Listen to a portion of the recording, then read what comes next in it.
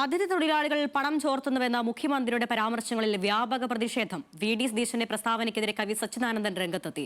പുറത്തുനിന്ന് വരുന്ന ജോലിക്കാരെ അധിക്ഷേപിച്ചുള്ള കേരള മുഖ്യമന്ത്രിയുടെ പ്രസ്താവന അപമാനകരമാണെന്ന് ഫേസ്ബുക്ക് പോസ്റ്റ്. മലയാളികൾ മറ്റ് ദേശങ്ങളിൽ പോയി തൊഴിലെടുക്കുന്നത് കൊണ്ടാണ് മലയാളികൾ ഇവിടെ കഴിഞ്ഞുപോകുന്നതെന്നും സച്ചിദാനന്ദൻ പറയുന്നു. ലിവിൻ കെ വിജയൻ നൽകും തൃശ്ശൂരിൽ നിന്ന് വിശദാംശങ്ങൾ. ലിവിൻ, പരാമർശം എന്തായാലും ഇതിനോടകം തന്നെ വലിയ തരത്തിൽ വിമർശനങ്ങൾക്ക് ഇടയാക്കിയിട്ടുണ്ട്. ഈ സച്ചിദാനന്ദന്റെ ഫേസ്ബുക്ക് പോസ്റ്റിൽ പറയുന്ന കാര്യങ്ങൾ എങ്ങനെയാണ്?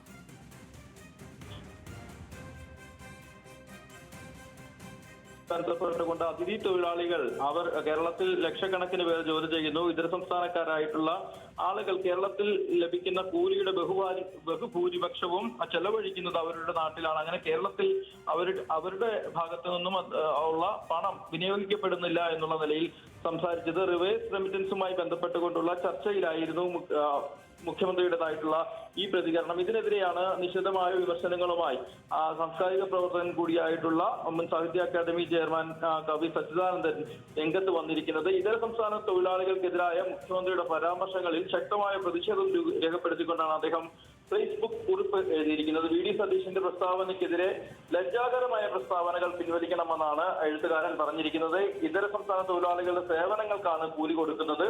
നിരക്കിനനുസരിച്ച് അതിൽ ചിലപ്പോൾ കുറവോ കൂടുതലോ ഉണ്ടാകാം. മലയാളികൾ മറ്റു ദേശങ്ങളിൽ പോയി തൊഴിലെടുക്കുന്നത് കൊണ്ടാണ് മലയാളികൾ കഴിഞ്ഞു പോകുന്നതെന്നും അതിന് സമാനമായ സാഹചര്യമാണ് ഇതര സംസ്ഥാന തൊഴിലാളികളുടെ കാര്യത്തിലും കേരളത്തിൽ ഉണ്ടാകുന്നത് എന്നുള്ളതാണ് അദ്ദേഹം ചൂണ്ടിക്കാണിക്കുന്നത്. നേരത്തെ മുഖ്യമന്ത്രിയുടെ വാക്കുകൾ വംശീയ പരാമർശമാണ് എന്നുള്ള നിലയിലുള്ള വിമർശനങ്ങൾ ഉയർന്നു വന്നിരുന്നു. സാമൂഹ്യ മാധ്യമങ്ങളിലടക്കം അത് സംബന്ധിച്ചുള്ള വലിയ ചർച്ചകളും പുരോഗമിക്കുന്നതിനിടെയാണ് സാംസ്കാരിക പ്രവർത്തകനായ കവി ഇത്തരത്തിൽ വിമർശനവുമായി രംഗത്ത് വന്നിരിക്കുന്നത്. അരുണ്യ, അതിഥി തൊഴിലാളികളെ അപമാനിച്ചുള്ള പ്രസ്താവനയ്ക്കെതിരെയാണ് കവി സച്ചിദാനന്ദന്റെ ഫേസ്ബുക്ക് കുറിപ്പ്. ലിവിൻ കെ വിജയനാണ് വിശദാംശങ്ങൾ നൽകിയത്.